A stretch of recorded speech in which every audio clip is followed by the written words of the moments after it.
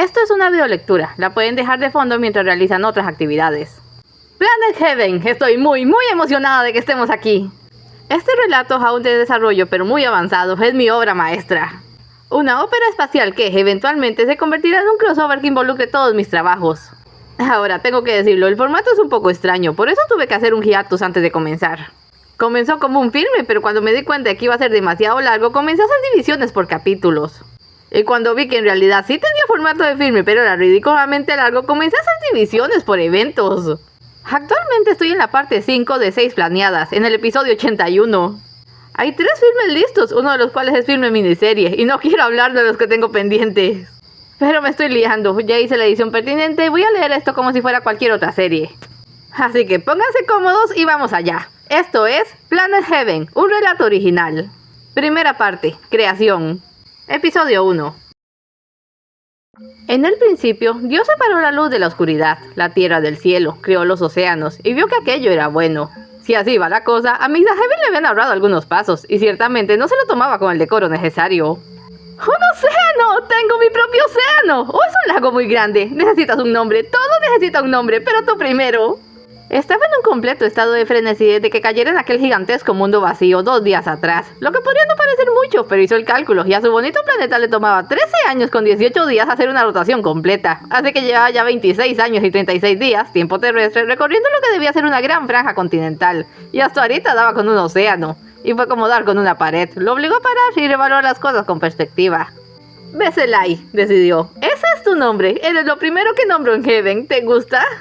Aspiró hondo la escasa brisa marina, pero al no percibir el salobre relacionado a esta, tuvo que probar el agua. ¡Era dulce! Heaven tenía océanos de agua dulce. Se zambulló en aquellas aguas rosáceas y constató que sus profundidades estaban tan vacías como la tierra antes de que llegara. Al rato ya estaba en la orilla, recostado bajo la sombra de una palmera de doble tallo que inventó a tal propósito, pensando. Planet Heaven, su mundo, un regalo concedido a él por un ser superior, un gigantesco lienzo en blanco donde crear lo que quisiera, y eso hizo. A su paso se alzaban selvas frondosas, que morían al poco, víctimas de aquel sol perezoso, o se helaban en las noches larguísimas durante las que probablemente el océano se congelaba también. Tenía que ser así, porque el planeta iba tan lento que casi no había viento, y por ende no había nubes, así que probablemente no iba a llover nunca. Con razón lo encontró tan desértico. ¿Podrías apresurarte?, le gritó al sol. Pero el astro le ignoró olímpicamente, que es la forma en la que ignoran los grandes cuerpos celestes. Aquello era un problema. A su ritmo de 13,18 días en tiempo terrestre por cada día en Heaven, le iba a tomar 4.810,7 días terrestres para hacer un triste año, y él estaba acostumbrado a los tiempos de Midgard, la eternidad no le hacía paciente. De acuerdo, se incorporó. Vamos a verte mejor. Dio un salto poderoso, extendió las amplias alas que solía llevar como una capa y voló más allá de la atmósfera, hasta poder admirar la amplitud de sus territorios. Heaven era un masivo y bello orbe mayormente rosa, con algunas vetas lilas. Dio una vuelta y descubrió que Veselay era el mayor de sus océanos, pero tenía otros 2, además de 9 masas continentales, 2 polos gigantescos y miles de islas. Su sonrisa omnipresente se ensanchó ante tanto potencial. Por fuera tenía 2 lunas. A la más pequeña y que relucía como una moneda de plata la llamó Ailur, a la otra la llamó Bria. También había un planeta vecino. Este era más pequeño y tenía 2 anillos que formaban una X mal trazada y una superficie azul cubierta de remolinos, y estaba tan ridículamente cerca de Heaven que tal vez hicieran sombra el uno al otro en algún momento. No veía otros planetas en aquel vecindario coronado por un sol blanco.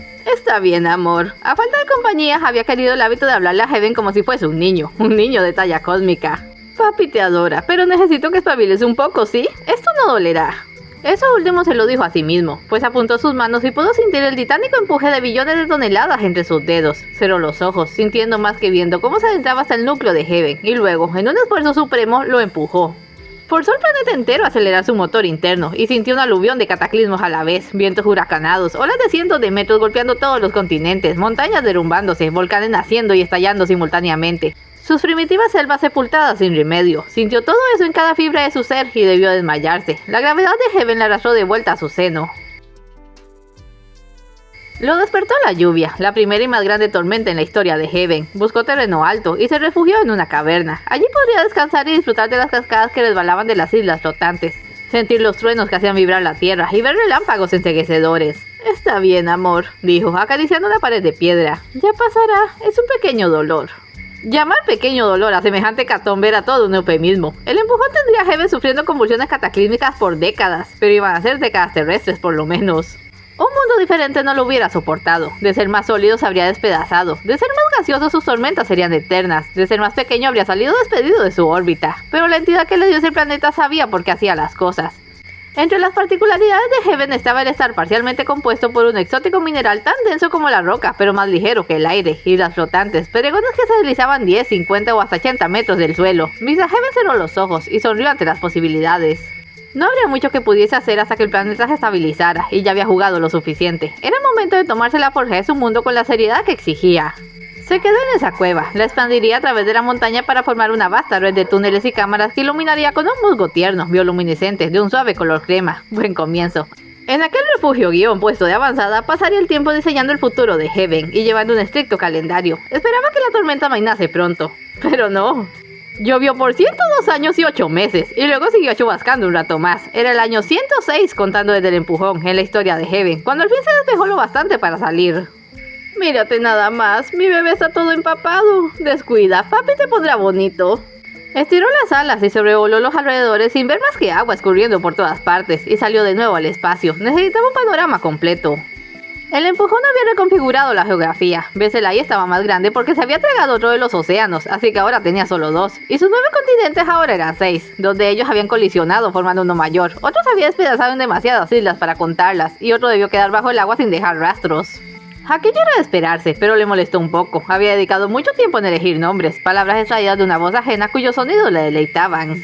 Localizó la montaña en que había estado viviendo, en una punta de la cadena montañosa que se formó cuando los 2 continentes chocaron y ahora les dividían como una larga sutura.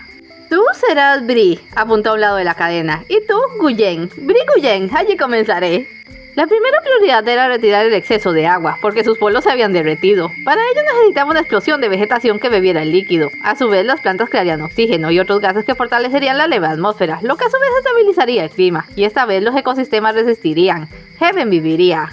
En su tierra de origen la vegetación era verde, pero Heaven era rosa, y Missy iba a febrarse una suave y agradable paleta de colores. Rosas, lilas, amarillos claros para los follajes, azules para las maderas. Pondría árboles esponjosos en todas las islas flotantes, haría hermosos parajes de fantasía, con flores y otras plantas como nadie hubiera visto, porque eran obra de su imaginación.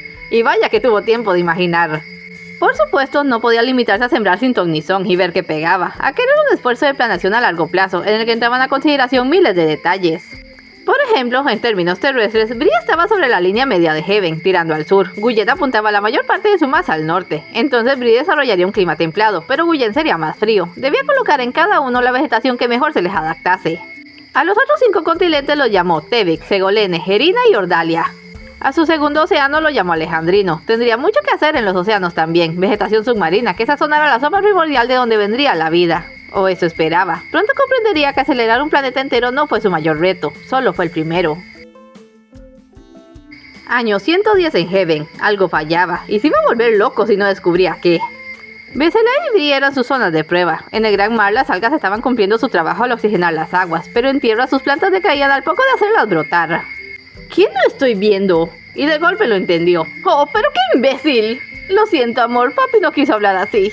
¡Insectos! En el agua las corrientes se ocupaban de agitar y extender la vida, pero en la tierra, las plantas tenían semillas e ingeniosos sistemas para dispersarlas. Las flores tenían polinizadores, eran formas de vida más complejas, pero aún dentro de sus capacidades. Sin eso no tenía un bosque, tenía un puñado de plantas de invernadero exigiendo atención constante, y la omnipresencia no estaba entre sus cualidades divinas. Bien, de vuelta a la mesa de dibujo. Una a una rediseñó sus plantas para que prosperasen por medio de frutas y semillas. Un ejemplo a destacar serían los árboles de las islas flotantes. Por estar tan alto recibían mucha luz y guardaban toda la humedad posible. Hizo que destilaran un subproducto líquido y dulce en unos saquitos translúcidos llenos de semillas. Cuando el saco pesaba lo suficiente se desprendía del árbol y caía dando botes hasta despeñarse de la isla y reventar contra el suelo muchos metros más abajo. Las semillas salían volando en todas direcciones. Y este era uno de varios métodos. También creó muchas plantas nuevas. Las flores necesitaban insectos, todo su mundo los necesitaba, mariposas coloridas y abejas laboriosas, hormigas y otros bichos que procesasen los desechos del bosque, y, a su tiempo, arañas, mantis, depredadores en los primeros eslabones de la cadena alimenticia. Los diseñaba a partir de patrones terrestres, pero jugueteaba con las formas, los tamaños, los colores. Si por ejemplo hacía una flor del ancho de un paraguas, iba a necesitar mariposas igual de grandes. No traten de descubrir que, cuando se trata de arquitectura planetaria, cada solución conlleva nuevos problemas. Esperaba que sus abejas hicieran sus panales en los árboles, pero unas escaparon a la vigilancia, y cuando las encontró se habían instalado sobre las fumarolas volcánicas de Guyén. Tenían que viajar muchísimo más lejos por el polen, pero el calorcito parecía valer el gasto para ellas.